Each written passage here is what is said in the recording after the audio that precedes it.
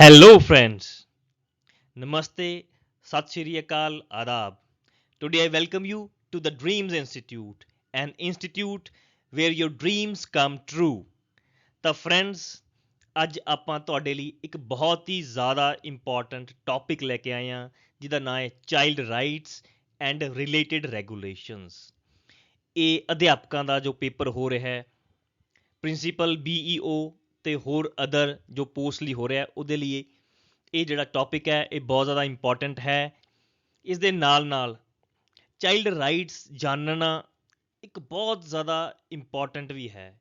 Important ਇਸ ਲਈ ਹੈ ਕਿਉਂਕਿ ਆਪਾਂ ਸਾਰੇ ਕਿਸੇ ਟਾਈਮ ਚਾਈਲਡ ਵੀ ਸੀਗੇ ਤੇ ਅੱਜ ਵੀ ਆਪਣੇ ਵਿੱਚ ਕਿਤੇ ਨਾ ਕਿਤੇ ਉਹ ਬੱਚਾ ਲੁਕਿਆ ਹੋਇਆ ਹੈ।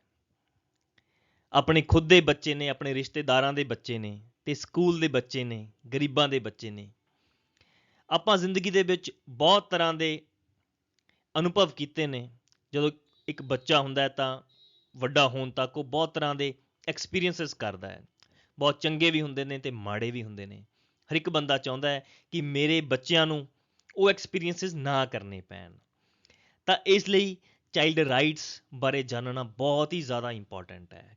ਇਸ ਐਗਜ਼ਾਮ ਦੇ ਵਿੱਚ ਘੱਟੋ ਘੱਟ 3 ਤੋਂ 4 ਕੁਐਸਚਨਸ ਇਸ ਟੌਪਿਕ ਨਾਲ ਰਿਲੇਟਡ ਆਉਣਗੇ ਕਿਉਂਕਿ ਸਾਰੀ ਜੋ ਕਿਰਿਆ ਹੈ ਜਿਹੜੀ ਜੁੜੀ ਹੋਈ ਹੈ ਟੀਚਿੰਗ ਦੇ ਨਾਲ ਰਿਲੇਟਡ ਜਾਂ ਸਕੂਲ ਦੇ ਨਾਲ related, it is all related to children. Friends, ਅਸੀਂ ਇਹਦੇ ਨਾਲ ਦੀਆਂ ਹੋਰ ਵੀਡੀਓਜ਼ ਬਣਾਵਾਂਗੇ ਤੇ ਹਰ ਇੱਕ ਚੀਜ਼ ਨੂੰ ਕਵਰ ਕਰਾਂਗੇ। ਜੇ ਤੁਸੀਂ ਸਾਡੇ ਨਾਲ ਨਹੀਂ ਜੁੜੇ ਹੋ ਤਾਂ ਡ੍ਰੀਮ ਇੰਸਟੀਟਿਊਟ ਦੇ ਚੈਨਲ ਨਾਲ ਜੁੜੋ, ਸਾਨੂੰ ਕਾਲ ਕਰੋ, ਕੰਟੈਕਟ ਕਰੋ ਤਾਂ ਕਿ ਤੁਸੀਂ ਇਹ ਜੋ ਸੈਸ਼ਨ ਹੈ ਜਾਂ ਵੀਡੀਓਜ਼ ਹੈ ਉਹਨਾਂ ਦਾ ਆਨੰਦ ਲੈ ਸਕੋ ਅਤੇ ਸਿੱਖ ਸਕੋ ਚੀਜ਼ਾਂ ਨੂੰ। ਤਾਂ ਫਰੈਂਡਸ, ਸਭ ਤੋਂ ਪਹਿਲਾਂ ਵੀਡੀਓ ਸ਼ੁਰੂ ਕਰਨ ਤੋਂ ਪਹਿਲਾਂ ਮੈਂ ਕੁਝ ਡਿਸਕਸ ਕਰਨਾ ਚਾਹੁੰਦਾ ਤੁਹਾਡੇ ਨਾਲ, ਉਹ ਹੀ ਹੈ ਬੱਚਿਆਂ ਬਾਰੇ। Kofi Annan, former secretary general of United Nations, ਉਹਨਾਂ ਨੇ ਇੱਕ ਗੱਲ ਕਹੀ ਸੀ। ਉਹਨਾਂ ਨੇ ਕਿਹਾ, no trust more secret than one the world holds with the children. ਮਤਲਬ ਇਸ ਤੋਂ ਵੱਡਾ ਟਰਸਟ ਕੋਈ ਨਹੀਂ ਜਿਹੜਾ ਦੁਨੀਆ ਦਾ ਬੱਚਿਆਂ ਨਾਲ ਹੈ। ਤੇ ਇਸ ਤਰ੍ਹਾਂ ਦੀ ਕੋਈ ਵੀ ਡਿਊਟੀ ਇਸ ਤੋਂ ਜ਼ਿਆਦਾ ਇੰਪੋਰਟੈਂਟ ਨਹੀਂ ਹੈ ਜਿਸ ਦੇ ਵਿੱਚ ਚਿਲਡਰਨ ਦੇ ਰਾਈਟਸ ਦੀ ਗੱਲ ਕੀਤੀ ਗਈ ਹੋਵੇ ਤੇ ਉਹਨਾਂ ਦੇ ਰਾਈਟਸ ਦੀ ਰਿਸਪੈਕਟ ਕੀਤੀ ਗਈ ਹੋਵੇ ਤੇ ਉਹਨਾਂ ਦੇ ਵੈਲਫੇਅਰ ਨੂੰ ਪ੍ਰੋਟੈਕਟ ਕਰਿਆ ਜਾਣਾ ਚਾਹੀਦਾ ਹੈ। ਬੱਚੇ ਬੜੇ ਮਾਸੂਮ ਹੁੰਦੇ ਨੇ। ਇੱਕ ਛੋਟਾ ਬੱਚਾ ਡਿਪੈਂਡੈਂਟ ਹੁੰਦਾ ਹੈ ਮਾਪਿਆਂ ਤੇ ਜਾਂ ਜਿਹੜੇ ਉਹਦੇ ਸਰਾਊਂਡਿੰਗਸ ਦੇ ਵਿੱਚ ਲੋਕ ਰਹਿੰਦੇ ਨੇ। ਉਹ ਆਪ ਕੁਝ ਨਹੀਂ ਕਰ ਸਕਦਾ, ਨਾ ਉਹਦੀ ਨੌਲੇਜ ਹੁੰਦੀ ਹੈ ਉਹਨੂੰ ਕੋਈ, ਨਾ ਉਹਨੂੰ ਐਕਸਪੀਰੀਐਂਸਿਸ ਹੁੰਦੇ ਨੇ। ਇਸ ਲਈ ਉਹ ਫਿਜ਼ੀਕਲੀ ਤੇ ਮੈਂਟਲੀ ਤੌਰ ਤੇ ਇਮੈਚਿਓਰ ਹੁੰਦਾ ਹੈ। ਉਹਦਾ ਕੋਈ ਵੀ ਫਾਇਦਾ ਲੈ ਸਕਦਾ ਹੈ। ਫਾਇਦੇ ਦੀ ਗੱਲ ਕਰੀਏ, ਪਹਿਲਾਂ ਦੇਖੋ ਸਲੇਵਰੀ ਕਿੰਨੀ ਜ਼ਿਆਦਾ ਸੀ ਦੁਨੀਆ ਦੇ ਵਿੱਚ। 13-14 ਸਾਲ ਦੇ ਬੱਚੇ ਨੂੰ 16-16 ਘੰਟੇ ਕੰਮ ਤੇ ਲਾਇਆ ਜਾਂਦਾ ਸੀ। ਅੱਜ ਵੀ ਇੰਡੀਆ ਦੇ ਵਿੱਚ ਆਪਾਂ ਦੇਖਦੇ ਹਾਂ ਕਿ ਬੱਚਿਆਂ ਤੋਂ ਕੰਮ ਲਿਆ ਜਾਂਦਾ ਹੈ, ਉਹਨਾਂ ਨੂੰ ਘੱਟ ਤਨਖਾਹ ਦਿੱਤੀ ਜਾਂਦੀ ਹੈ, ਫੂਡ ਵੀ ਬਹੁਤ ਘੱਟ ਦਿੱਤਾ ਜਾਂਦਾ ਹੈ, ਡਿਸਕ੍ਰਿਮੀਨੇਸ਼ਨ ਕੀਤੀ ਜਾਂਦੀ ਹੈ। ਫੀਮੇਲ ਚਾਈਲਡ ਦੇ ਨਾਲ ਤਾਂ ਆਪਾਂ ਦੇਖਦੇ ਹੀ ਹਾਂ ਕੀ ਹੋ ਰਿਹਾ ਹੈ। ਐਕਸਪਲੋਇਟੇਸ਼ਨ ਹੁੰਦੀ ਹੈ ਬੱਚਿਆਂ ਦੀ ਹੋਰ ਕੀ ਹੁੰਦਾ ਤੁਹਾਨੂੰ ਸਭ ਨੂੰ ਪਤਾ ਹੀ ਹੈ। ਅਬਡਕਸ਼ਨਸ ਹੁੰਦੀਆਂ ਨੇ। ਜਿਹੜੇ ਕੰਟਰੀਜ਼ ਦੇ ਵਿੱਚ ਵਾਰ ਚੱਲ ਰਹੀ ਹੈ ਉੱਥੇ ਉਹ ਜਿਹੜੇ ਬੱਚੇ ਨੇ ਉਹ ਵਿਚਾਰੇ ਸਭ ਤੋਂ ਜ਼ਿਆਦਾ ਸਫਰਰ ਜਿਹੜੇ ਮੇਨ ਨੇ ਉਹ ਬੱਚੇ ਰਹਿੰਦੇ ਨੇ। ਇਸ ਲਈ ਸਪੈਸ਼ਲ ਕੇਅਰ ਦੀ ਲੋੜ ਹੁੰਦੀ ਹੈ ਬੱਚਿਆਂ ਨੂੰ ਤੇ ਲੀਗਲ ਪ੍ਰੋਟੈਕਸ਼ਨ ਦੀ ਲੋੜ ਹੁੰਦੀ ਹੈ। ਈਵਨ ਵਰਲਡ ਦੇ ਵਿੱਚ ਕੁਝ ਟ੍ਰੀਟੀਜ਼ ਵੀ ਬਣੀਆਂ ਹੋਈਆਂ ਨੇ ਕਿ ਜੇ ਕਿਤੇ ਯੁੱਧ ਹੁੰਦਾ ਹੈ, ਵਾਰਸ ਚੱਲ ਰਹੀਆਂ ਨੇ ਤਾਂ ਚਿਲਡਰਨ ਦੀ ਪ੍ਰੋਟੈਕਸ਼ਨ ਕਰਨੀ ਬਹੁਤ ਜ਼ਿਆਦਾ ਜ਼ਰੂਰੀ ਹੈ ਦੋਨੇ ਕੰਟਰੀਜ਼ ਨਾਲ, ਜਿਹੜੇ ਵੀ ਫਾਈਟ ਕਰ ਰਹੇ ਨੇ ਜਾਂ ਜਿਨ੍ਹਾਂ ਵਿੱਚ ਯੁੱਧ ਚੱਲ ਰਿਹਾ ਹੈ। ਇਸ ਲਈ ਇਹ ਸਭ ਤੋਂ ਜ਼ਿਆਦਾ ਇੰਪੋਰਟੈਂਟ ਹੋ ਜਾਂਦਾ ਹੈ ਚਾਈਲਡ ਰਾਈਟ। ਕੁਝ ਹਿਸਟੋਰੀਕਲ ਬੈਕਗਰਾਉਂਡ ਦੀ ਗੱਲ ਕਰਦੇ ਹਾਂ। ਹਰ ਇੱਕ ਚੀਜ਼ ਦੀ ਕੋਈ ਨਾ ਕੋਈ ਹਿਸਟਰੀ ਜੁੜੀ ਹੁੰਦੀ ਹੈ।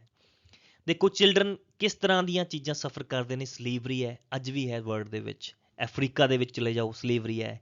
ਐਕਸਪਲੋਇਟੇਸ਼ਨ ਹੈ, ਸੈਕਸ਼ੂਅਲ ਐਕਸਪਲੋਇਟੇਸ਼ਨ ਹੈ, ਹੋਰ ਤਰ੍ਹਾਂ ਦੀ ਐਕਸਪਲੋਇਟੇਸ਼ਨ ਹੈ। ਚੀਪ ਚਾਈਲਡ ਲੇਬਰ, ਫਿਰ ਪੋਵਰਟੀ ਹੈ, ਫਿਰ ਉਹਨਾਂ ਨੂੰ ਹੈਲਥ ਨਿਊਟ੍ਰੀਸ਼ਨ ਨਹੀਂ ਮਿਲਦਾ। ਇਹ ਸਾਰੀ ਚੀਜ਼ਾਂ ਜੁੜੀਆਂ ਹੋਈਆਂ ਨੇ। ਇਹ ਪਹਿਲਾਂ ਬਹੁਤ ਸੀ ਦੁਨੀਆ ਦੇ ਵਿੱਚ, ਬਟ ਜਦ ਫਸਟ ਵਰਲਡ ਵਾਰ ਹੋਈ ਤਾਂ ਉਹ ਤੋਂ ਬਾਅਦ ਦੁਨੀਆ ਕੰਬ ਗਈ, ਸਾਰੀ ਦੁਨੀਆ ਵੀ ਇਹ ਕੀ ਹੋ ਗਿਆ। ਜੇ ਪ੍ਰਮਾਤਮਾ ਹੈ ਤਾਂ ਕਰੋੜਾਂ ਦੇ ਵਿੱਚ ਲੋਕ ਮਰਨਗੇ। ਮਤਲਬ ਇਨਸਾਨ ਇੱਕ ਦੂਜੇ ਨੂੰ ਮਾਰਨ ਤੇ ਤੁਲਿਆ ਹੋਇਆ ਹੈ। ਤਾਂ ਉਹਨਾਂ ਨੇ ਸੋਚਿਆ ਕਿ ਯਾਰ ਆਪਾਂ ਕੋਈ ਆਰਗੇਨਾਈਜੇਸ਼ਨ ਬਣਾਈਏ ਜਿਹੜੀ ਵਰਲਡ ਵਾਰ ਦੁਆਰਾ ਨਾ ਹੋਣ ਦੇਵੇ। ਇਸ ਲਈ ਲੀਗ ਆਫ ਨੇਸ਼ਨਸ ਬਣਾਇਆ ਗਿਆ। ਤੇ ਲੀਗ ਆਫ ਨੇਸ਼ਨਸ ਨੇ ਪਹਿਲੀ ਵਾਰ 1924 ਦੇ ਵਿੱਚ ਪਹਿਲੀ ਵਾਰ ਐਕਸੈਪਟ ਕੀਤਾ ਕਿ ਰਾਈਟਸ ਆਫ ਚਾਈਲਡ ਬਹੁਤ ਜ਼ਿਆਦਾ ਇੰਪੋਰਟੈਂਟ ਹੈ। ਤੇ ਇਹੀ ਆਰਗੇਨਾਈਜੇਸ਼ਨ ਬਾਅਦ ਦੇ ਵਿੱਚ ਯੂਨਾਈਟਿਡ ਨੇਸ਼ਨਸ ਦਾ ਰੂਪ ਲੈ ਗਈ। ਉਹਨਾਂ ਨੇ ਵੀ 1959 ਦੇ ਵਿੱਚ ਫਿਰ ਚਾਈਲਡ ਰਾਈਟਸ ਨੂੰ ਸਟਰੈਂਥਨ ਕੀਤਾ। ਇਸੇ ਚੀਜ਼ ਨੂੰ ਚੱਲਦੇ ਹੋਏ 1989 ਦੇ ਵਿੱਚ ਯੂਨਾਈਟਿਡ ਨੇਸ਼ਨਸ ਕਨਵੈਨਸ਼ਨ ਬਣੀ on the rights of child. ਇਹ ਸਭ ਤੋਂ ਇੰਪੋਰਟੈਂਟ ਕਨਵੈਨਸ਼ਨ ਹੈ। ਇਸ ਕਨਵੈਨਸ਼ਨ ਦੇ ਵਿੱਚ ਜਿਹੜੀਆਂ ਵੀ ਮੇਨ ਪ੍ਰੋਵੀਜ਼ਨਸ ਨੇ ਉਹ ਚਿਲਡਰਨ ਬਾਰੇ ਦਿੱਤੀਆਂ ਹੋਈਆਂ ਨੇ। ਜਿਹੜਾ ਵੀ ਕੰਟਰੀ ਇਸ ਕਨਵੈਨਸ਼ਨ ਨੂੰ ਸਾਈਨ ਕਰਦਾ ਹੈ ਫਿਰ ਉਸ ਨੂੰ ਉਹ ਪ੍ਰੋਵੀਜ਼ਨਸ ਦੇ ਅਕੋਰਡਿੰਗ ਆਪਣੇ ਕੰਟਰੀ ਦੇ ਕਾਨੂੰਨ ਬਣਾਉਣੇ ਪੈਂਦੇ ਨੇ, ਬੱਚਿਆਂ ਨੂੰ ਪ੍ਰੋਟੈਕਸ਼ਨ ਦੇਣੀ ਪੈਂਦੀ ਹੈ, ਲੀਗਲ ਪ੍ਰੋਟੈਕਸ਼ਨ ਦੇਣੀ ਪੈਂਦੀ ਹੈ। ਤਾਂ ਇਸ ਕਰਕੇ ਇੰਡੀਆ ਨੇ ਵੀ ਇਸ ਜੋ ਕਨਵੈਨਸ਼ਨ ਹੈ ਉਹਨੂੰ ਰੈਟੀਫਾਈ ਕੀਤਾ ਤੇ ਸਟਰੈਂਥਨ ਕੀਤਾ। ਤੇ ਉਸ ਦੇ ਬੇਸ ਤੇ ਇੰਡੀਆ ਨੇ ਬਹੁਤ ਜ਼ਿਆਦਾ ਕਾਨੂੰਨ ਬਣਾਏ ਤੇ ਉਹਨਾਂ ਨੂੰ ਇੰਪਲੀਮੈਂਟ ਕਰਨ ਦੀ ਕੋਸ਼ਿਸ਼ ਕਰ ਰਿਹਾ ਹੈ। ਹੁਣ ਆਪਾਂ ਦੇਖਦੇ ਹਾਂ ਯਾਰ, ਜੋ ਵੀ ਮੈਂ ਤੁਹਾਡੇ ਨਾਲ ਗੱਲ ਕਰੂੰਗਾ ਉਹ ਐਗਜ਼ਾਮ ਓਰੀਐਂਟਡ ਹੋਏਗੀ ਕਿ ਐਗਜ਼ਾਮ ਦੇ ਵਿੱਚ ਕਿਸ ਤਰ੍ਹਾਂ ਦੇ ਟੌਪਿਕਸ ਨੇ, ਕੀ ਪੁੱਛਿਆ ਜਾਏਗਾ, ਆਪਾਂ ਉਸ ਤੇ ਹੀ ਫੋਕਸ ਰੱਖਾਂਗੇ ਹਰ ਇੱਕ ਚੀਜ਼ ਦਾ। ਸਭ ਤੋਂ ਪਹਿਲਾਂ ਇੰਪੋਰਟੈਂਟ ਚੀਜ਼ ਹੈ ਕਿ ਚਾਈਲਡ ਕੀ ਹੈ, ਆਪਾਂ ਕਿਸ ਨੂੰ ਚਾਈਲਡ ਕਹਿੰਦੇ ਹਾਂ। ਇਸ ਦੇ ਵਿੱਚ ਮੇਨ ਚੀਜ਼ ਹੈ ਵੀ ਉਸਦੀ ਏਜ ਕੀ ਹੈ, ਕਿਸ ਏਜ ਤੱਕ ਦੇ ਬੱਚੇ ਨੂੰ ਚਾਈਲਡ ਕਿਹਾ ਜਾ ਸਕਦਾ ਹੈ। ਤੇ ਵਾਟ ਆਰ ਚਾਈਲਡ ਰਾਈਟਸ, ਕੀ ਰਾਈਟਸ ਨੇ ਚਾਈਲਡ ਨੂੰ। ਸੈਕਿੰਡ ਟੌਪਿਕ ਆਪਾਂ ਜੋ ਕਵਰ ਕਰਾਂਗੇ ਇਹਦੇ ਵਿੱਚ ਉਹ ਹੈ ਕਿ why the children should be given special rights, ਕਿਉਂ ਦੇਣੇ ਚਾਹੀਦੇ ਨੇ, ਕੀ ਕਾਰਨ ਹੈ, ਕੀ ਲੋੜ ਹੈ। ਨੈਕਸਟ ਚੀਜ਼ ਹੈ ਵੀ ਆਪਣੇ ਭਾਰਤੀ ਸੰਵਿਧਾਨ ਦੇ ਵਿੱਚ, ਆਪਣੇ ਕੌਂਸਟੀਟਿਊਸ਼ਨ ਦੇ ਵਿੱਚ ਚਿਲਡਰਨ ਦੀ ਪ੍ਰੋਟੈਕਸ਼ਨ ਲਈ ਕਿਹੜੇ ਰਾਈਟਸ ਬਣੇ ਹੋਏ ਨੇ। ਜਿਹੜੇ ਆਪਣੇ ਕੌਂਸਟੀਟਿਊਸ਼ਨਲ ਮੇਕਰ ਸੀ ਜਾਂ ਕੌਂਸਟੀਟਿਊਸ਼ਨਲ ਫਾਦਰਸ ਕਹਿ ਦਈਏ ਜਿਵੇਂ ਡਾਕਟਰ BR ਅੰਬੇਦਕਰ ਜੀ ਤੇ ਹੋਰ ਜਿਹੜੇ ਮੇਨ ਇੰਪੋਰਟੈਂਟ ਪੀਪਲ ਸੀ, ਉਹਨਾਂ ਨੇ ਕੌਂਸਟੀਟਿਊਸ਼ਨ ਦੇ ਵਿੱਚ ਪ੍ਰੋਵੀਜ਼ਨਸ ਰੱਖੀਆਂ। ਤਾਂ ਉਹਨਾਂ ਬਾਰੇ ਗੱਲ ਕਰਾਂਗੇ। ਇਹਦੇ ਵਿੱਚ ਕੁਝ ਮੇਜਰ ਆਰਟੀਕਲਸ ਨੇ ਜਿਹੜੇ ਫੰਡਾਮੈਂਟਲ ਰਾਈਟਸ ਦੇ ਵਿੱਚ ਵੀ ਆ ਜਾਂਦੇ ਨੇ ਤੇ DPSP directive principals of state policy ਉਹਦੇ ਵਿੱਚ ਵੀ ਇਹ ਚੀਜ਼ਾਂ ਕਵਰ ਹੋਣਗੀਆਂ। ਫਿਰ ਜਿਵੇਂ ਆਪਾਂ ਹੁਣੀ ਗੱਲ ਕੀਤੀ ਸੀ ਕਨਵੈਨਸ਼ਨ ਦੀ, ਉਸ ਕਨਵੈਨਸ਼ਨ ਦੇ ਆਧਾਰ ਤੇ ਇੰਡੀਆ ਨੇ ਕਿਹੜੇ ਕਿਹੜੇ ਕਾਨੂੰਨ ਬਣਾਏ, ਮੇਜਰ ਲਾਜ਼ ਬਣਾਏ ਚਿਲਡਰਨ ਦੀ ਪ੍ਰੋਟੈਕਸ਼ਨ ਲਈ। ਹੋਰ ਕੀ ਚੀਜ਼ਾਂ ਪੁੱਛਣਗੇ ਪੇਪਰ ਦੇ ਵਿੱਚ, ਪੁੱਛ ਸਕਦੇ ਨੇ ਵੀ ਗਵਰਨਮੈਂਟ ਨੇ ਕੀ ਮੇਜਰ ਪਾਲਿਸੀਜ਼ ਬਣਾਈਆਂ ਨੇ ਤੇ ਕੀ ਸਕੀਮਸ ਨੇ ਬੱਚਿਆਂ ਦੇ ਵੈਲਫੇਅਰ ਲਈ। ਤੇ ਮੇਜਰ ਇੰਟਰਨੈਸ਼ਨਲ ਕਨਵੈਨਸ਼ਨਸ, ਲਾਜ਼ ਤੇ ਆਰਗੇਨਾਈਜੇਸ਼ਨਸ, ਜਿਵੇਂ ਆਪਾਂ ਯੂਨੀਸੈਫ ਦੀ ਗੱਲ ਕਰਦੇ ਹਾਂ, ਠੀਕ ਹੈ, ਇਹ ਇੱਕ ਮੇਜਰ ਆਰਗੇਨਾਈਜੇਸ਼ਨ ਹੈ which is working towards the welfare of the children. ਫਿਰ ਆਪਾਂ United Nations convention on rights of child, ਜਿਹਦੀ ਆਪਾਂ ਹੁਣ 1989 ਦੇ ਵਿੱਚ ਜਿਹੜੀ ਆਈ ਸੀ ਉਹਦੇ ਬਾਰੇ ਗੱਲ ਕਰਾਂਗੇ। ਇਹਦੇ ਵਿੱਚੋਂ ਕੁਐਸਚਨ ਪੁੱਛੇ ਜਾਂਦੇ ਨੇ। ਈਵਨ CBSE ਦੇ ਵਿੱਚ ਇੱਕ ਚੈਪਟਰ ਹੈ ਚਾਈਲਡ ਰਾਈਟਸ ਦੇ ਉੱਤੇ। ਹੋਰ ਕੁਐਸਚਨ ਜਿਹੜੇ ਪੁੱਛੇ ਜਾਣਗੇ, ਦੇਖੋ UNCRC ਜਿਹੜੀ ਕਨਵੈਨਸ਼ਨ ਦੀ ਗੱਲ ਕਰ ਰਹੇ ਹਾਂ ਉਹਦੇ ਰਿਲੇਟਡ। ਫਿਰ ਬੱਚਿਆਂ ਦੇ UNCRC ਦੇ ਵਿੱਚ ਕੁਝ ਰਾਈਟਸ ਦੀ ਗੱਲ ਕੀਤੀ ਗਈ ਹੈ। ਰਾਈਟ ਟੂ ਸਰਵਾਈਵਲ, ਸਭ ਤੋਂ ਪਹਿਲਾਂ ਤਾਂ ਸਰਵਾਈਵ ਹੋਣਾ ਬੱਚੇ ਦਾ ਉਹ ਬਹੁਤ ਇੰਪੋਰਟੈਂਟ ਹੈ। ਜਿਵੇਂ ਪੰਜਾਬ ਦੇ ਵਿੱਚ ਆਪਾਂ ਦੇਖਦੇ ਹਾਂ ਭਰੂਣ ਹੱਤਿਆ ਕੀਤੀ ਜਾਂਦੀ ਹੈ, ਈਵਨ ਇਨਫੈਂਟੀਸਾਈਡ ਹੈ ਬਹੁਤ ਜਗ੍ਹਾ 'ਤੇ। ਫਿਰ ਰਾਈਟ ਟੂ ਡਿਵੈਲਪਮੈਂਟ, ਕਿ ਉਹਨਾਂ ਨੂੰ ਅਧਿਕਾਰ ਹੈ ਵੀ ਸਾਰਿਆਂ ਨੂੰ ਡਿਵੈਲਪਮੈਂਟ ਦਾ ਰਾਈਟ ਹੈ, ਉਹਨਾਂ ਨੂੰ ਐਜੂਕੇਸ਼ਨ ਹੈ, ਹੈਲਥ ਹੈ, ਨਿਊਟ੍ਰੀਸ਼ਨ ਹੈ, ਫਰੀਡਮ ਹੈ ਬੋਲਣ ਦੀ, ਡਿਸਕਸ ਕਰਨ ਦੀ ਚੀਜ਼ਾਂ ਦੀ। ਫਿਰ ਰਾਈਟ ਟੂ ਪ੍ਰੋਟੈਕਸ਼ਨ, ਪ੍ਰੋਟੈਕਸ਼ਨ ਕਿਸ ਤੋਂ, ਲੋਕਾਂ ਤੋਂ ਪ੍ਰੋਟੈਕਸ਼ਨ, ਮਾੜੇ ਲੋਕਾਂ ਤੋਂ, ਕੋਈ ਉਹਨਾਂ ਤੋਂ ਭੀਖ ਤਾਂ ਨਹੀਂ ਮੰਗਾ ਰਿਹਾ, ਜਾਂ ਉਹਨਾਂ ਨੂੰ ਫੈਕਟਰੀਜ਼ ਤਾਂ ਨਹੀਂ ਕੰਮ ਕਰਵਾ ਰਿਹਾ, ਜਾਂ ਕੋਈ ਉਹਨਾਂ ਨੂੰ ਸਲੇਵ ਤਾਂ ਨਹੀਂ ਬਣਾ ਰਿਹਾ, ਜਾਂ ਕੋਈ ਉਹਨਾਂ ਦਾ ਮਾਈਂਡ ਤਾਂ ਨਹੀਂ ਵਾਸ਼ ਕਰ ਰਿਹਾ। ਜਿਵੇਂ ਟੈਰਰਿਸਟ ਆਰਗੇਨਾਈਜੇਸ਼ਨਸ ਨੇ ਉਹ ਛੋਟੀ ਉਮਰ ਦੇ ਬੱਚਿਆਂ ਨੂੰ ਪਕੜਦੇ ਨੇ ਜਿਨ੍ਹਾਂ ਦਾ ਮਨ ਹਜੇ ਕੱਚਾ ਹੁੰਦਾ ਹੈ ਤੇ ਉਹਦੇ ਵਿੱਚ ਉਹ ਬਹੁਤ ਚੀਜ਼ਾਂ ਗਲਤ ਮਲਤ ਭਰ ਦਿੰਦੇ ਨੇ ਤੇ ਫਿਰ ਬੱਚੇ ਦੀ ਉਸੇ ਤਰ੍ਹਾਂ ਦੀ ਆਈਡੀਓਲੋਜੀ ਬਣ ਜਾਂਦੀ ਹੈ। ਰਾਈਟ ਟੂ ਪਾਰਟੀਸਿਪੇਸ਼ਨ, ਮਤਲਬ ਉਹ ਪਾਰਟੀਸਿਪੇਸ਼ਨ ਕਿੱਥੇ, ਪਾਰਟੀਸਿਪੇਸ਼ਨ ਉਹਨਾਂ ਦੀ ਜਿਹੜੀ ਰਿਲੇਟਡ ਚੀਜ਼ਾਂ ਨੇ ਉਹਦੇ ਵਿੱਚ ਡਿਸੀਜ਼ਨ ਲੈਣ ਦੇ ਵਿੱਚ, ਤਾਂ ਕਿ ਉਹ ਪਾਰਟੀਸਪੇਟ ਕਰ ਸਕਣ ਚੀਜ਼ਾਂ ਦੇ ਵਿੱਚ, ਇੰਪੋਰਟੈਂਟ ਮੈਕੈਨਿਜ਼ਮਸ ਦੇ ਵਿੱਚ। ਫਿਰ ਆਪਾਂ ਪੜ੍ਹਾਂਗੇ ਇੰਸਟੀਟਿਊਸ਼ਨਲ ਮੈਕੈਨਿਜ਼ਮ ਕੀ ਨੇ ਗਵਰਨਮੈਂਟ ਆਫ ਇੰਡੀਆ ਨੇ ਜਾਂ ਸਟੇਟ ਗਵਰਨਮੈਂਟਸ ਨੇ ਕੀ ਬਣਾਏ ਨੇ, ਉਹਦੇ ਵਿੱਚ ਆਪਾਂ ਪੰਜਾਬ ਦੀ ਵੀ ਗੱਲ ਕਰਾਂਗੇ। ਫਿਰ ਮੋਨੀਟਰਿੰਗ ਕਿਵੇਂ ਹੁੰਦੀ ਹੈ ਅਤੇ ਪ੍ਰੋਟੈਕਟ ਕਿਵੇਂ ਕਰਦੇ ਆ ਚਿਲਡਰਨ ਨੂੰ। ਜਿਵੇਂ ਲੁਧਿਆਣੇ ਦੀ ਗੱਲ ਕਰੀਏ, ਲੁਧਿਆਣੇ ਦੇ ਵਿੱਚ ਕੁਝ ਆਰਗੇਨਾਈਜੇਸ਼ਨਸ ਨੇ, NGOs ਨੇ, ਉਹ ਇਨਫੋਰਮ ਕਰਦੀਆਂ ਗਵਰਨਮੈਂਟ ਨੂੰ ਕਿ ਯਾਰ ਇਹ ਫੈਕਟਰੀ ਦੇ ਵਿੱਚ ਚਾਈਲਡ ਲੇਬਰ ਹੋ ਰਹੀ ਹੈ। ਫਿਰ ਉੱਥੇ ਛਾਪਾ ਪੈਂਦਾ ਹੈ, ਫਿਰ ਉਹ ਬੱਚਿਆਂ ਨੂੰ ਛੁਡਾਇਆ ਜਾਂਦਾ ਹੈ ਅਤੇ ਉਹ ਜਿਹੜੇ ਬੰਦੇ ਨੇ ਉਹਨਾਂ ਨੂੰ ਚਾਈਲਡ ਲੇਬਰ 'ਤੇ ਰੱਖਿਆ ਹੁੰਦਾ ਹੈ ਉਹਦੇ ਅਗੇਂਸਟ ਲੀਗਲ ਐਕਸ਼ਨ ਹੁੰਦਾ ਹੈ ਅਤੇ ਬੱਚਿਆਂ ਨੂੰ ਸਪੈਸ਼ਲ ਸੇਫ ਹੋਮਸ ਦੇ ਵਿੱਚ ਭੇਜ ਦਿੱਤਾ ਜਾਂਦਾ ਹੈ। ਫਿਰ ਉਹਨਾਂ ਨੂੰ ਆਪਣੀ ਜਿਹੜੇ ਕਿਸੇ ਹੋਰ ਸਟੇਟ ਤੋਂ ਆਏ ਨੇ ਉੱਥੇ ਵੀ ਭੇਜਦੀ ਹੈ ਗਵਰਨਮੈਂਟ। ਫਿਰ ਇਸੇ ਦੇ ਬੇਸ ਤੇ ਗਵਰਨਮੈਂਟ ਆਫ ਇੰਡੀਆ ਨੇ ਕਮਿਸ਼ਨ ਬਣਾਇਆ ਹੋਇਆ, ਜਿਵੇਂ ਡਿਫਰੈਂਟ ਕਮਿਸ਼ਨਸ ਦੀ ਗੱਲ ਕਰਦੇ ਹਾਂ, SC ਕਮਿਸ਼ਨ ਹੈ, BC ਕਮਿਸ਼ਨ ਹੈ, ਫਾਈਨੈਂਸ ਕਮਿਸ਼ਨ ਹੈ, ਇਸ ਤਰ੍ਹਾਂ ਦੇ ਨੈਸ਼ਨਲ ਹਿਊਮਨ ਰਾਈਟਸ ਕਮਿਸ਼ਨ ਹੈ। ਉਸੇ ਦੀ ਤਰਜ਼ ਦੇ ਉੱਤੇ national commission for the protection of child rights ਬਣਿਆ ਹੋਇਆ ਹੈ। ਇਹ ਇੱਕ ਮੇਨ ਅੰਬਰੇਲਾ ਆਰਗੇਨਾਈਜੇਸ਼ਨ ਕਹਿ ਦਈਏ ਜਿਹੜਾ ਸਾਰਾ ਕੁਝ ਧਿਆਨ ਰੱਖਦੀ ਹੈ ਹਰ ਇੱਕ ਚੀਜ਼ ਦਾ। ਨੈਕਸਟ ਆਪਾਂ ਕਰਾਂਗੇ ਮੇਜਰ ਵੈਲਫੇਅਰ ਸਕੀਮਸ ਜਿਹੜੀ ਗਵਰਨਮੈਂਟ ਆਫ ਇੰਡੀਆ ਦੀਆਂ ਨੇ। ਫਿਰ ਚਾਈਲਡ ਹੈਲਪਲਾਈਨ ਵੀ ਗਵਰਨਮੈਂਟ ਆਫ ਇੰਡੀਆ ਨੇ ਕ੍ਰੀਏਟ ਕੀਤੀ ਹੋਈ ਹੈ ਕਿ ਕੀ ਨੰਬਰ ਨੇ ਉਹਦੇ, ਕਿਵੇਂ ਗੱਲ ਕਰਨੀ ਹੈ, ਕਿਵੇਂ ਕੋਈ ਵੀ ਬੰਦਾ ਜਾਂ ਕੋਈ ਹੋਰ ਚਾਈਲਡ ਖੁਦ ਗੱਲ ਕਰ ਸਕਦਾ ਹੈ ਜਾਂ ਉਹਦੇ ਬਿਹਾਫ ਤੇ ਕੋਈ ਵੀ ਥਰਡ ਪਰਸਨ ਕਾਲ ਕਰਕੇ ਗਵਰਨਮੈਂਟ ਨੂੰ ਦੱਸ ਸਕਦਾ ਹੈ। ਫਿਰ NGOs ਨੇ ਜਿਵੇਂ ਬਚਪਨ ਬਚਾਓ ਅੰਦੋਲਨ, ਠੀਕ ਹੈ, ਜਿਵੇਂ ਨੰਨੀ ਛਾਂ, ਇਹ ਵੀ ਇੱਕ ਫੀਮੇਲ ਰਾਈਟ ਦੀ ਗੱਲ ਕੀਤੀ ਗਈ ਹੈ ਨਾ। ਤੇ ਇਹ NGOs ਬਾਰੇ ਪੜ੍ਹਾਂਗੇ ਤੇ ਇਹ NGOs ਨੇ ਕੀ ਕੀਤਾ ਹੈ। ਤੁਹਾਨੂੰ ਕੁਐਸਚਨ ਵੀ ਆ ਸਕਦਾ ਹੈ ਕਿ ਨੋਬਲ ਪ੍ਰਾਈਜ਼ ਕਿਹੜੀ NGO ਹੈ ਜਿਹਨੂੰ ਚਿਲਡਰਨ ਦੇ ਰਾਈਟਸ ਤੇ ਵਰਕ ਕਰਨ ਲਈ ਨੋਬਲ ਪ੍ਰਾਈਜ਼ ਮਿਲਿਆ। ਬਚਪਨ ਬਚਾਓ ਅੰਦੋਲਨ, ਪ੍ਰਕਾਸ਼ ਸਤਿਆਰਥੀ, ਉਹਨਾਂ ਨੂੰ ਮਿਲਿਆ ਸੀਗਾ, ਭਾਰਤ ਤੋਂ ਹੀ ਨੇ ਉਹ। ਤੇ ਫਿਰ ਮੈਂ ਤੁਹਾਨੂੰ ਇਹ ਵੀਡੀਓ ਦੇ ਵਿੱਚ ਇੱਕ ਜਸਟ ਬਰੀਫ ਹੀ ਦੇ ਰਿਹਾ ਓਵਰਵਿਊ, ਜਿਨ੍ਹਾਂ ਚੀਜ਼ਾਂ ਦੀ ਆਪਾਂ ਗੱਲ ਕਰਾਂਗੇ। ਦੇਖੋ UNCRC ਆਪਾਂ ਕਨਵੈਨਸ਼ਨ ਦੀ ਗੱਲ ਕੀਤੀ ਸੀ, ਉਹਦੇ ਵਿੱਚ ਚਾਈਲਡ ਕੀ ਕਹਿੰਦੇ ਆ, ਉਹ ਕਹਿੰਦੇ 18 ਸਾਲ ਤੋਂ ਘੱਟ ਦਾ ਕੋਈ ਵੀ ਪਰਸਨ ਹੈ ਉਹਨੂੰ ਆਪਾਂ ਚਾਈਲਡ ਗਿਣਾਂਗੇ, ਉਹਨੂੰ ਚਾਈਲਡ ਮੰਨਿਆ ਜਾਏਗਾ। ਫਿਰ child rights specialised human rights ਨੇ। ਹਿਊਮਨ ਰਾਈਟਸ ਕੀ ਹੁੰਦੇ ਆ? ਹਿਊਮਨ ਰਾਈਟਸ ਸੋਚੋ, ਹਿਊਮਨ ਰਾਈਟਸ ਉਹ ਫੰਡਾਮੈਂਟਲ ਰਾਈਟਸ ਨੇ ਜਿਹੜੇ ਤੁਹਾਨੂੰ ਇੱਕ ਹਿਊਮਨ ਹੋਣ ਦੇ ਨਾਤੇ ਹੀ ਮਿਲਣੇ ਚਾਹੀਦੇ ਨੇ। ਇਹ ਡਿਪੈਂਡ ਨਹੀਂ ਕਰਦਾ ਕਿ ਤੁਸੀਂ ਕਿਸ ਕੰਟਰੀ ਨਾਲ ਬਿਲੋਂਗ ਕਰਦੇ ਹੋ, ਕਿੱਥੇ ਪੈਦਾ ਹੋਏ ਹੋ। Just being a human these rights should be given to you. ਤਾਂ ਉਹ ਰਾਈਟਸ ਦੀ ਗੱਲ ਕਰ ਰਹੇ ਹਾਂ। ਤਾਂ ਬਿਲੋ 18 ਈਅਰਸ ਜਿਹੜੇ ਹੈਗੇ ਨੇ ਉਹਨਾਂ ਨੂੰ ਇਹ ਰਾਈਟਸ ਮਿਲਦੇ ਨੇ। ਤਾਂ ਆਪਾਂ ਗੱਲ ਕੀਤੀ ਚਾਈਲਡ ਐਂਡ ਚਾਈਲਡ ਰਾਈਟਸ, ਇਹ ਜਸਟ ਇੱਕ ਓਵਰਵਿਊ ਹੈ ਇਹਦਾ। ਫਿਰ ਆਪਾਂ ਇਹ ਸਾਰੀ ਡਿਸਕਸ਼ਨ ਤੋਂ ਬਾਅਦ MCQs ਕਰਾਂਗੇ, ਮਲਟੀਪਲ ਚੋਇਸ ਕੁਐਸਚਨਸ। ਮੈਂ ਤੁਹਾਡੇ ਲਈ ਇਹਦੇ ਵਿੱਚ 2-3 ਐਗਜ਼ਾਮਪਲ ਲੈ ਕੇ ਆਇਆ। What does the UNCRC stand for? ਇਹ PPSC ਦੇ ਵਿੱਚ ਤੁਹਾਨੂੰ ਕੁਐਸਚਨ ਆ ਸਕਦਾ ਹੈ, ਕੋਸ਼ਿਸ਼ ਕਰੋ ਇਹਨੂੰ ਕਰਨ ਦੀ।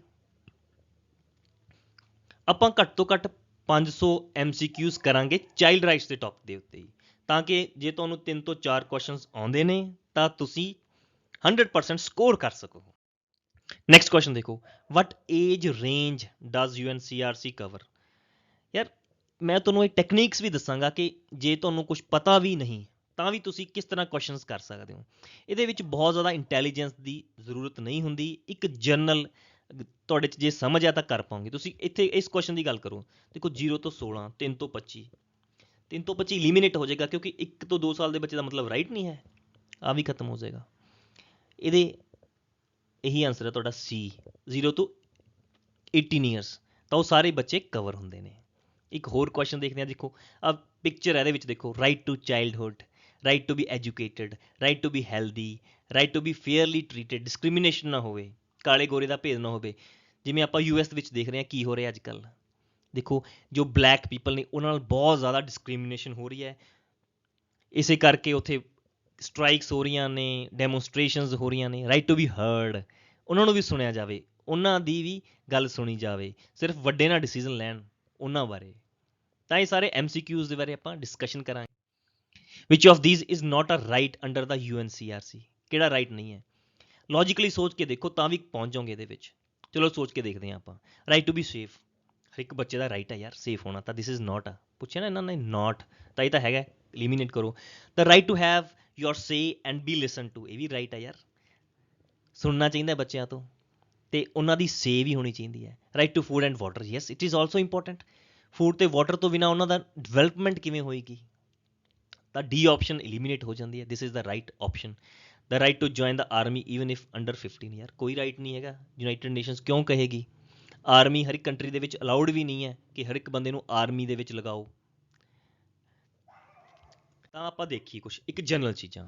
ਹੁਣ ਦੇਖੀਏ ਓਵਰਵਿਊ ਤਾਂ ਆਪਾਂ ਦੇਖ ਲਿਆ, ਹੁਣ ਜਸਟ ਥੋੜਾ ਟੱਚ ਕਰਾਂਗੇ ਡਿਫਰੈਂਟ ਟੌਪਿਕਸ ਨੂੰ। ਸਰਵਾਈਵਲ ਰਾਈਟਸ ਦੀ ਗੱਲ ਕਰ ਰਹੇ ਸੀ, development rights, protection rights, participation rights, ਤਾਂ ਕਿ ਬੱਚੇ ਬੜੇ ਖੁਸ਼ ਰਹਿਣ, ਹੱਸਦੇ ਰਹਿਣ, ਕਿਉਂਕਿ ਬੱਚੇ ਹੀ ਆਪਣੇ ਜੋ ਸਮਾਜ ਹੈ ਜਾਂ ਆਪਣੀ ਦੁਨੀਆ ਹੈ ਜਾਂ ਆਪਣਾ ਕੰਟਰੀ ਹੈ, ਆਪਣਾ ਭਵਿੱਖ ਹੈ। A child is the father of man. ਤਾਂ ਚਿਲਡਰਨ ਹੀ ਦੁਨੀਆ ਦਾ ਭਵਿੱਖ ਨੇ। ਗਲੋਬਲ ਵਾਰਮਿੰਗ ਹੋ ਰਹੀ ਹੈ, ਅਗਲੀਆਂ ਨੈਕਸਟ ਜਨਰੇਸ਼ਨਸ ਹੀ ਆਪਣੀ ਕੰਟਰੀ ਨੂੰ, ਦੁਨੀਆ ਨੂੰ ਬਚਾਉਣਗੀਆਂ, ਜਿਹੜਾ ਅੱਜ ਦੇ ਮਨੁੱਖ ਜਿਹੜੇ ਚੀਜ਼ਾਂ ਕਰ ਰਿਹਾ ਹੈ। ਈਵਨ ਟੈਕਨੋਲੋਜੀ ਜਿਹੜੀਆਂ ਨਵੀਆਂ ਐਡਵਾਂਸ ਹੋਣੀਆਂ ਨੇ, ਉਹ ਵੀ ਅੱਜ ਦੇ ਬੱਚੇ ਕੱਲ੍ਹ ਨੂੰ ਇੰਜੀਨੀਅਰ ਬਣਨਗੇ, ਡਾਕਟਰ ਬਣਨਗੇ, ਸਾਇੰਟਿਸਟ ਬਣਨਗੇ, ਸੋਸ਼ਲ ਸਾਇੰਟਿਸਟ ਬਣਨਗੇ, ਲੜਾਈ ਝਗੜੇ ਖਤਮ ਕਰਾਉਣਗੇ। ਤਾਂ ਇਸ ਲਈ children are the most important. ਫਿਰ ਕੌਨਸਟੀਟਿਊਸ਼ਨਲ ਪ੍ਰੋਵੀਜ਼ਨਸ ਦੇਖੋ, ਪਾਰਟ 3 ਦੇ ਵਿੱਚ ਕੌਨਸਟੀਟਿਊਸ਼ਨਲ ਪ੍ਰੋਵੀਜ਼ਨਸ ਨੇ, article 14, 15, 21, 21A right to education ਤੁਹਾਨੂੰ ਪਤਾ ਹੀ ਹੈ, 23 ਤੇ 24 ਰਾਈਟ ਅਗੇਂਸਟ ਐਕਸਪਲੋਇਟੇਸ਼ਨ। ਫਿਰ DPSP ਜੋ ਪਾਰਟ 4A ਦੇ ਵਿੱਚ ਹੈ, ਉਹਦੇ ਵਿੱਚ ਵੀ ਕੁਝ ਆਰਟੀਕਲਸ ਨੇ, ਇਹ ਆਪਾਂ ਬਾਅਦ ਦੇ ਵਿੱਚ ਡਿਟੇਲ 'ਚ ਕਰਾਂਗੇ।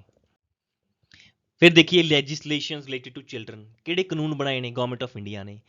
ਇਹ ਬਣਾਏ ਨੇ ਦਾ ਹਿੰਦੂ ਅਡੋਪਸ਼ਨਸ ਮੇਨਟੇਨੈਂਸ ਐਕਟ, ਬੱਚਿਆਂ ਦੀ ਮੇਨਟੇਨੈਂਸ ਬੜੀ ਜ਼ਰੂਰੀ ਆ। ਆਪਾਂ ਦੇਖਦੇ ਹਾਂ ਤਲਾਕ ਹੋ ਜਾਂਦਾ ਹੈ, ਤਲਾਕ ਦੇ ਵਿੱਚ ਵਾਈਫ ਦੀ ਵੀ ਕੇਅਰ ਕਰਨੀ ਪੈਂਦੀ ਹੈ, ਅਤੇ ਬੱਚਿਆਂ ਲਈ ਵੀ ਮੰਥਲੀ ਪੇ ਕਰਨੀ ਪੈਂਦੀ ਹੈ, ਕੁਛ ਪੇ ਕਰਨਾ ਪੈਂਦਾ, ਕੁਛ ਫੀ ਦੇਣੀ ਪੈਂਦੀ ਹੈ ਜਿਹੜੇ ਬੰਦੇ ਨੇ ਤਲਾਕ ਦਿੱਤਾ ਆਪਣੀ ਵਾਈਫ ਨੂੰ। ਇਮੋਰਲ ਟਰੈਫਿਕਿੰਗ ਦੇਖੋ, ਟਰੈਫਿਕਿੰਗ ਕੀ ਹੁੰਦੀ ਹੈ, ਬੱਚਿਆਂ ਨੂੰ ਵੇਚਣਾ ਇੱਕ ਦੇਸ਼ ਤੋਂ ਦੂਜੇ ਦੇਸ਼, ਚਾਹੇ ਸਲੇਵਰੀ ਲਈ, ਚਾਹੇ ਪ੍ਰੋਸਟੀਟਿਊਸ਼ਨ ਲਈ, ਇਹਦੇ ਲਈ ਵੀ ਕਾਨੂੰਨ ਬਣਾਇਆ ਹੋਇਆ। ਫਿਰ ਚਾਈਲਡ ਲੇਬਰ, ਇਹਦੇ ਲਈ ਵੀ ਪ੍ਰੋਟੈਕਸ਼ਨ, ਪ੍ਰੋਹਿਬਿਸ਼ਨ ਐਂਡ ਰੈਗੂਲੇਸ਼ਨ ਐਕਟ 1986 ਬਣਿਆ ਹੋਇਆ। ਫਿਰ ਆਪਾਂ ਇਹ ਐਕਟ ਬਾਰੇ ਤਾਂ ਆਪਾਂ ਸਾਰੇ ਜਾਣਦੇ ਹੀ ਹਾਂ, ਭਰੂਣ ਹੱਤਿਆ ਨੂੰ ਰੋਕਣ ਲਈ ਇਹ ਐਕਟ ਬਣਾਇਆ ਗਿਆ ਸੀ, ਤਾਂ ਕਿ ਹਰ ਜਗ੍ਹਾ 'ਤੇ ਅਲਟਰਾਸਾਊਂਡ ਨਹੀਂ ਹੋ ਸਕਦਾ। ਜੇ ਕੋਈ ਅਲਟਰਾਸਾਊਂਡ ਕਰ ਰਿਹਾ ਤਾਂ ਇਲੀਗਲ ਹੈ, ਅਤੇ 7 ਤੋਂ ਲੈ ਕੇ 10 ਸਾਲ ਦੀ ਸਜ਼ਾ ਵੀ ਹੈ। ਫਿਰ ਲੈਜਿਸਲੇਸ਼ਨ ਰਿਲੇਟਡ ਟੂ ਚਿਲਡਰਨ ਹੋਰ ਕਿਹੜੀਆਂ ਨੇ, ਜੁਵਨਾਈਲ ਜਸਟਿਸ ਐਕਟ, ਆਪਾਂ ਸਾਰਿਆਂ ਨੂੰ ਪਤਾ ਹੀ ਹੈ, ਨਿਰਭੈ ਕਾਂਡ ਹੋਇਆ ਸੀ ਦਿੱਲੀ ਦੇ ਵਿੱਚ, ਉਹਦੇ ਵਿੱਚ ਇੱਕ ਜਿਹੜਾ ਕਨਵਿਕਟ ਸੀ ਉਹਦੀ ਏਜ 17+ ਕੁਛ ਡੇਜ਼ ਸੀਗੀ, ਤਾਂ ਉਹਨੂੰ government directly normal legal system 'ਚ ਨਹੀਂ ਲੈ ਕੇ ਜਾ ਸਕਦੀ, ਉਹਦੇ ਲਈ ਡਿਫਰੈਂਟ ਐਕਟ ਬਣਿਆ, ਜੁਵਨਾਈਲ ਜਸਟਿਸ ਐਕਟ। ਇਸੇ ਐਕਟ ਦੇ ਆਧਾਰ 'ਤੇ ਉਹਨੂੰ ਸਜ਼ਾ ਹੋਈ, ਅਤੇ ਉਹਨੂੰ ਜੁਵਨਾਈਲ ਜਸਟਿਸ ਬੋਰਡ ਨੇ ਸਜ਼ਾ ਦਿੱਤੀ, ਅਤੇ ਉਹਨੂੰ ਇੱਕ ਜੁਵਨਾਈਲ ਹੋਮ ਦੇ ਵਿੱਚ ਰੱਖਿਆ ਗਿਆ, ਬਾਅਦ ਵਿੱਚ ਉਹਨੂੰ ਛੱਡ ਦਿੱਤਾ ਗਿਆ। ਫਿਰ ਪ੍ਰੋਹਿਬਿਸ਼ਨ ਆਫ ਚਾਈਲਡ ਮੈਰਿਜ ਐਕਟ, ਬੱਚਿਆਂ ਦੀ 18 ਸਾਲ ਤੋਂ ਘੱਟ ਫੀਮੇਲ ਦੀ ਮੈਰਿਜ ਨਹੀਂ ਕਰ ਸਕਦੇ, 21 ਸਾਲ ਤੋਂ ਘੱਟ ਮੁੰਡੇ ਦੀ ਮੈਰਿਜ ਨਹੀਂ ਕਰ ਸਕਦੇ। ਇਹ ਵੀ ਆਪਾਂ ਦੇਖੋ ਸਾਰੇ ਸੁਣਦੇ ਰਹਿਣੇ, ਅਖਬਾਰਾਂ ਦੇ ਵਿੱਚ ਰੋਜ਼ ਹੀ ਗੱਲਾਂ ਆਉਂਦੀਆਂ ਨੇ ਯਾਰ, ਕਿ ਉੱਥੇ ਪਹੁੰਚ ਗਈ, ਗਵਰਨਮੈਂਟ ਨੂੰ ਇਨਫੋਰਮ ਕੀਤਾ ਗਿਆ। ਰਾਜਸਥਾਨ ਦੇ ਵਿੱਚ ਇਹ ਬਹੁਤ ਜ਼ਿਆਦਾ ਹੁੰਦਾ ਹੈ। ਇਹ ਤੁਹਾਨੂੰ ਪਤਾ ਹੀ ਹੈ, RTE act right to education, ਬਹੁਤ ਜ਼ਿਆਦਾ ਇੰਪੋਰਟੈਂਟ ਐਕਟ ਹੈ। ਆਪਣਾ ਨੈਕਸਟ ਟੌਪਿਕ ਵੀ ਇਹੀ ਹੈ ਕਿ different provision related to education of union and state government, ਇਹ ਤਾਂ ਆਪਾਂ ਬੜੀ ਡਿਟੇਲ ਦੇ ਵਿੱਚ ਹੀ ਕਰਾਂਗੇ। ਫਿਰ ਇਹ ਪੋਸਕੋ ਐਕਟ ਹੈ, ਪੋਸਕੋ ਦੇ ਨਾਂ 'ਤੇ ਬੜਾ ਫੇਮਸ ਐਕਟ ਹੈ ਇਹ, protection of children from sexual offences act. ਇਹਦੇ ਵਿੱਚ ਯਾਰ ਹਰ ਸਾਲ ਆਪਾਂ ਦੇਖਦੇ ਹਾਂ ਵੀ ਬੱਚਿਆਂ ਨਾਲ ਸੈਕਸ਼ੂਅਲ ਓਫੈਂਸਿਸ ਕੀਤੇ ਜਾਂਦੇ ਨੇ, ਜ਼ਿਆਦਾਤਰ ਉਹ ਫੈਮਿਲੀ ਹੀ ਕਰਦੀ ਹੈ ਜਾਂ ਕੋਈ ਨੋਨ ਪਰਸਨ ਕਰ ਰਿਹਾ, ਠੀਕ ਹੈ, ਇਹ ਹੁੰਦੇ ਰਹਿੰਦੇ ਨੇ। ਅਤੇ ਇਹਦੀ ਪ੍ਰੋਟੈਕਸ਼ਨ ਕੀ ਹੈ, ਜੇ ਆਪਾਂ ਨੂੰ ਪਤਾ ਹੀ ਨਹੀਂ ਹੋਵੇਗਾ ਤਾਂ ਕਿਵੇਂ ਪ੍ਰੋਟੈਕਟ ਕਰਨਾ, ਜੇ ਬੱਚੇ ਨੂੰ ਨਹੀਂ ਪਤਾ ਹੋਏਗਾ ਕੀ ਸਹੀ ਹੈ ਕੀ ਗਲਤ ਹੈ, ਉਹ ਨਹੀਂ ਦੱਸ ਪਾਉਂਦਾ। ਇਸ ਲਈ ਬੱਚੇ ਨੂੰ ਇਨਫੋਰਮੇਸ਼ਨ ਦੇਣੀ ਬੜੀ ਜ਼ਰੂਰੀ ਹੈ ਕਿ ਉਹਦੇ ਰਾਈਟਸ ਕੀ ਨੇ। ਨੈਕਸਟ ਜਿਹੜੀ ਗਵਰਨਮੈਂਟ ਆਫ ਇੰਡੀਆ ਨੇ ਪੋਲਿਸੀਜ਼ ਲੈ ਕੇ ਆਏ, ਨੈਸ਼ਨਲ ਪੋਲਿਸੀਜ਼। ਨੈਸ਼ਨਲ ਪੋਲਿਸੀ ਯਾਰ ਇਹ ਲੰਬੇ ਟਾਈਮ ਲਈ ਹੁੰਦੀ ਹੈ, ਜਿਵੇਂ ਕਹਿ ਦਈਏ 20 ਈਅਰਸ ਪੀਰੀਅਡ ਲਈ ਸੋਚਦੇ ਹਾਂ ਆਪਾਂ, ਇੱਕ ਪਲਾਨ ਬਣਾਉਂਦੇ ਹਾਂ ਵੀ 20 ਸਾਲਾਂ ਦੇ ਵਿੱਚ ਆਪਾਂ ਬੱਚਿਆਂ ਲਈ ਇਹ ਕਰ ਦਾਂਗੇ, ਉਹਨਾਂ ਦਾ ਹੈਲਥ ਅੱਛੀ ਕਰ ਦਾਂਗੇ, ਨਿਊਟ੍ਰੀਸ਼ਨ ਅੱਛਾ ਕਰ ਦਾਂਗੇ, 100% ਐਜੂਕੇਸ਼ਨ ਕਰ ਦਾਂਗੇ, ਮਿਡ ਡੇ ਮੀਲ ਸਕੀਮ ਜਾਂ ਹੋਰ ਜੋ ਵੀ ਚੀਜ਼ਾਂ ਆਪਾਂ ਲੰਬੇ ਟਾਈਮ ਲਈ ਪਲਾਨ ਕਰਦੇ ਹਾਂ, ਉਹ ਨੈਸ਼ਨਲ ਪੋਲਿਸੀਜ਼ ਦੇ ਵਿੱਚ ਆ ਜਾਂਦਾ ਹੈ। 2013 ਜਿਹੜੀ ਪੋਲਿਸੀ ਹੈ ਉਹ ਲੇਟੈਸਟ ਹੈ, ਉਹਦੇ ਬਾਰੇ ਗੱਲ ਕਰਾਂਗੇ। ਫਿਰ ਆਪਾਂ ਦੇਖਦੇ ਹਾਂ ਕਿ ਗਵਰਨਮੈਂਟ ਨੇ ਜਿਹੜੀਆਂ ਪ੍ਰੋਗਰਾਮਸ ਅਤੇ ਸਕੀਮ ਚਲਾਈਆਂ ਹੋਈਆਂ ਨੇ ਫॉर ਦ ਚਿਲਡਰਨ। ICDS ਤੁਹਾਨੂੰ ਪਤਾ ਹੀ ਹੈ, ਇੰਟੀਗ੍ਰੇਟਿਡ ਚਾਈਲਡ ਡਿਵੈਲਪਮੈਂਟ ਸਕੀਮ। ਇਹਦੇ ਅੰਦਰ ਕੀ ਹੈ, ਸੋਚੋ, ਦੱਸੋ, ਆਪਾਂ ਸਭ ਨੂੰ ਪਤਾ ਹੈ ਕੀ ਹੋ ਰਿਹਾ। ਜਿਹੜੇ ਆਂਗਨਵਾੜੀ ਸੈਂਟਰ ਨੇ ਉਹ ICDS ਦਾ ਪਾਰਟ ਹੀ ਹੈ। ਇਹ ਸਕੀਮ 1975 ਦੇ ਵਿੱਚ ਆਈ ਸੀ, ਬਟ ਇਹ ਕੰਟੀਨਿਊਸਲੀ ਐਕਸਪੈਂਡ ਕੀਤੀ ਜਾ ਰਹੀ ਹੈ ਅਤੇ ਕੀਤੀ ਗਈ ਸੀ। ਫਿਰ integrated programme for street children, ਜਿਹੜੇ ਵਿਚਾਰੇ ਘਰੋਂ ਬੇਘਰ ਨੇ, ਉਹਨਾਂ ਲਈ, ਜਿਹੜੇ ਬੈਗਰ ਬਣ ਜਾਂਦੇ ਨੇ, ਉਹਨਾਂ ਲਈ ਕੀ ਕੀਤਾ ਗਵਰਨਮੈਂਟ ਨੇ। ਫਿਰ ਪਲਸ ਪੋਲੀਓ ਇਮੂਨਾਈਜੇਸ਼ਨ ਪ੍ਰੋਗਰਾਮ 95 ਦਾ ਅੱਜ ਵੀ ਚੱਲ ਰਿਹਾ ਹੈ। ਫਿਰ ਮਿਡ ਡੇ ਮੀਲ ਸਕੀਮ, ਇਹ ਤੁਹਾਨੂੰ ਸਭ ਨੂੰ ਪਤਾ ਹੈ, ਇਹ ਤਾਂ ਕੀਤੀ ਗਈ ਸੀ ਤਾਂ ਕਿ ਬੱਚੇ ਭੁੱਖੇ ਨਾ ਰਹਿਣ, ਉਹਨਾਂ ਦਾ ਨਿਊਟ੍ਰੀਸ਼ਨ ਪੂਰਾ ਹੋਵੇ, ਤਾਂ ਕਿ ਉਹ ਸੁਸਾਇਟੀ ਦੇ ਵਿੱਚ ਪਾਰਟੀਸਪੇਟ ਕਰ ਸਕਣ ਅਤੇ ਜਿਹੜੇ ਉਹਨਾਂ ਦੇ ਸੁਪਨੇ ਆ ਉਹਨਾਂ ਨੂੰ ਪੂਰੇ ਕਰ ਸਕਣ। ਸਿਮਿਲਰ ਬੇਸ 'ਤੇ ਸਰਵ ਸਿਕਸ਼ਾ ਅਭਿਆਨ, ਇਹ ਵੀ ਸਭ ਨੂੰ ਪਤਾ ਹੈ, ਟੀਚਰਾਂ ਦੀ ਰਿਕਰੂਟਮੈਂਟ ਕੀਤੀ ਗਈ ਹੈ ਉਹਨਾਂ ਨੂੰ ਐਜੂਕੇਸ਼ਨ ਜਿਹੜਾ ਉਹ ਦੇਣ ਲਈ। ਫਿਰ ਨੈਸ਼ਨਲ ਰੂਰਲ ਹੈਲਥ ਮਿਸ਼ਨ ਹੈ 2005 ਦਾ, ਇਹਦੇ ਵਿੱਚ ਵੀ ਉਹਨਾਂ ਦੀ ਹੈਲਥ ਦੀ ਗੱਲ ਕੀਤੀ ਗਈ ਹੈ। ਫਿਰ ਕਰੈਚ ਸਕੀਮ ਹੈ, ਜਿਹਦੇ ਵਿੱਚ ਜਿਹੜੀ ਵਰਕਿੰਗ ਮਦਰਸ ਨੇ, ਜਿਹੜੀ ਫੈਕਟਰੀ 'ਚ ਵਰਕ ਕਰ ਰਹੀਆਂ ਨੇ ਜਾਂ ਵੱਡੀ ਵੱਡੀ ਕੰਪਨੀਜ਼ ਦੇ ਵਿੱਚ ਵਰਕ ਆਉਂਦੀਆਂ, ਤਾਂ ਉਹਨਾਂ ਦੇ ਬੱਚਿਆਂ ਲਈ ਕਰੈਚ ਬਣਾਏ ਜਾਂਦੇ ਨੇ। ਫਿਰ ਬੇਟੀ ਬਚਾਓ ਬੇਟੀ ਪੜ੍ਹਾਓ, ਸੁਕੰਨਿਆ ਸਮ੍ਰਿਧੀ ਯੋਜਨਾ, ਇਸ ਤਰ੍ਹਾਂ ਦੀਆਂ ਬਹੁਤ ਜ਼ਿਆਦਾ ਯੋਜਨਾਵਾਂ ਨੇ ਜਿਹਦੇ ਵਿੱਚੋਂ ਕੁਐਸਚਨ ਆ ਸਕਦਾ ਹੈ। ਇਹ ਦੋਨਾਂ ਦੇ ਵਿੱਚੋਂ ਇਹ ਤਾਂ ਬੜੀਆਂ ਰੀਸੈਂਟ ਨੇ, ਵਿੱਚੋਂ ਕੁਐਸਚਨ ਆਉਣ ਦੀ ਹਾਈ ਪ੍ਰੋਬੇਬਿਲਿਟੀ ਹੈ। ਨੈਕਸਟ ਦੇਖਦੇ ਹਾਂ ਆਪਾਂ ਵੀ ਕਿਸ ਤਰ੍ਹਾਂ ਦੇ ਕ੍ਰਾਈਮ ਕੀਤੇ ਜਾਂਦੇ ਨੇ ਅੰਗੇਜ ਚਿਲਡਰਨ। ਦੇਖੋ ਪ੍ਰੋਸਟੀਟਿਊਸ਼ਨ, ਕਿਡਨੈਪਿੰਗ, ਅਬਡਕਸ਼ਨ, ਰੇਪ, ਇਨਫੈਂਟੀਸਾਈਡ। ਦੇਖੋ ਸਾਈਡ ਦਾ ਮਤਲਬ ਹੁੰਦਾ ਕਿਲਿੰਗ, ਇਨਫੈਂਟ ਹੁੰਦਾ ਬੱਚਾ, ਤਾਂ ਬੱਚਿਆਂ ਨੂੰ ਮਾਰਨਾ, ਮਰਡਰ ਕੀਤਾ ਜਾਂਦਾ ਹੈ। ਹੋਰ ਡਿਫਰੈਂਟ ਤਰ੍ਹਾਂ ਦੇ ਕ੍ਰਾਈਮਸ ਹੁੰਦੇ ਨੇ। ਹੁਣ ਆਪਾਂ ਜੇ ਇੱਕ ਝਾਤ ਮਾਰੀਏ ਵਰਲਡ ਦੇ ਉੱਤੇ ਵੀ ਕੀ ਹੋ ਰਿਹਾ ਦੁਨੀਆ ਦੇ ਵਿੱਚ, 2019 ਦੀ ਗੱਲ ਕਰੀਏ ਤਾਂ ਗੁੱਡ ਸਿਚੁਏਸ਼ਨ ਦੇਖੋ ਬੱਚਿਆਂ ਬਾਰੇ ਕਿਹੜੇ ਕੰਟਰੀਜ਼ ਦੇ ਵਿੱਚ ਹੈ। ਦੇਖੋ ਦਿਸ ਇਜ਼ ਕੈਨੇਡਾ, ਕੈਨੇਡਾ ਦੇ ਵਿੱਚ ਵਧੀਆ ਸਿਚੁਏਸ਼ਨ ਹੈ। ਇਹ ਨਾਰਡਿਕ ਕੰਟਰੀਜ਼ ਨੇ, ਸਕੈਂਡੀਨੇਵੀਅਨ ਕੰਟਰੀਜ਼ ਕਹਿੰਦੇ ਨੇ। ਇਹ ਆਸਟ੍ਰੇਲੀਆ, ਇੱਥੇ ਕਾਫੀ ਅੱਛੀ ਹੈ ਸਿਚੁਏਸ਼ਨ ਬੱਚਿਆਂ ਦੇ ਰਾਈਟਸ ਦੀ, ਉਹਨਾਂ ਨੂੰ ਮਿਲ ਰਹੀਆਂ ਚੀਜ਼ਾਂ। ਫਿਰ ਕਈ ਕੰਟਰੀਆਂ ਵਿੱਚ ਸੈਟਿਸਫੈਕਟਰੀ ਸਿਚੁਏਸ਼ਨ ਹੈ, ਜਿਵੇਂ ਗ੍ਰੀਨਲੈਂਡ, ਇੱਥੇ ਤਾਂ ਕੁਛ ਹੁੰਦਾ ਹੀ ਨਹੀਂ, ਬਹੁਤ ਘੱਟ ਲੋਕ ਰਹਿੰਦੇ ਨੇ ਇੱਥੇ। ਹੈਗਾ ਯੂਐਸ ਦੇ ਵਿੱਚ ਅੱਛੀ ਸਿਚੁਏਸ਼ਨ ਹੈ। ਦੇ ਸਾਊਥ ਅਮੈਰੀਕਨ ਕੰਟਰੀਜ਼ ਦੇ ਵਿੱਚ ਹੈ, ਜਿਵੇਂ ਅਰਜਨਟੀਨਾ ਹੈ। ਤਾਂ ਇਹ ਕੰਟਰੀਜ਼, ਬਾਕੀ ਯੂਰਪ ਦੇ ਵਿੱਚ ਵੀ ਅੱਛੀ ਸਿਚੁਏਸ਼ਨ ਹੈ। ਬਾਕੀ ਨੋਟਿਸੇਬਲ ਪ੍ਰੋਬਲਮਸ ਇੱਥੇ ਦੇਖੀਆਂ ਜਾ ਰਹੀਆਂ, ਉਹ ਤੁਹਾਡਾ ਆ ਸਾਰਾ ਇਲਾਕਾ ਰਸ਼ੀਆ ਦੇ ਵਿੱਚ, ਚਾਈਨਾ ਦੇ ਵਿੱਚ, ਠੀਕ ਹੈ। ਅਤੇ ਡਿਫੀਕਲਟ ਸਿਚੁਏਸ਼ਨ ਦੇਖੋ ਯਾਰ, ਇਹ ਇੰਡੀਆ ਦੇ ਵਿੱਚ ਡਿਫੀਕਲਟ ਸਿਚੁਏਸ਼ਨ ਹੈ। ਕੁਛ ਇਹ ਕੰਟਰੀਜ਼ ਜਿਹੜੇ ਰੈੱਡ ਦੇ ਵਿੱਚ ਹੈ ਉੱਥੇ ਡਿਫੀਕਲਟ ਸਿਚੁਏਸ਼ਨ ਹੈ ਚਾਈਲਡ ਰਾਈਟਸ ਦੀ। ਅਤੇ ਵੈਰੀ ਸੀਰੀਅਸ ਸਿਚੁਏਸ਼ਨ ਇਹ ਕੁਛ ਅਫਰੀਕਨ ਕੰਟਰੀਜ਼ ਦੇ ਵਿੱਚ ਹੈ ਇਹ ਗੱਲ।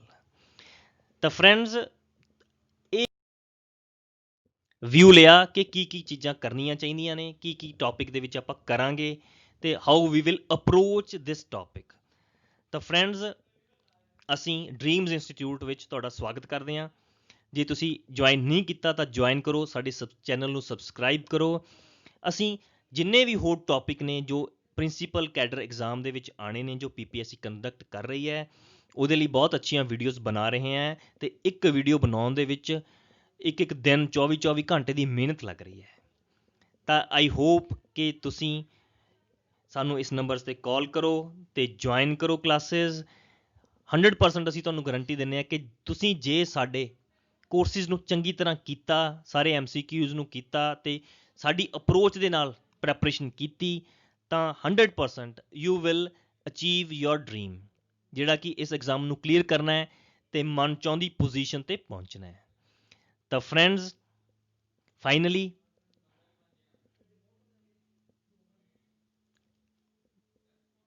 ਮੈਂ ਤੁਹਾਡੇ ਤੋਂ ਵਿਦਾ ਲੈਣਾ। Thank you and have a good day. Keep connected and keep watching videos and also share it with your friends. Thank you. Have a good day. Bye bye.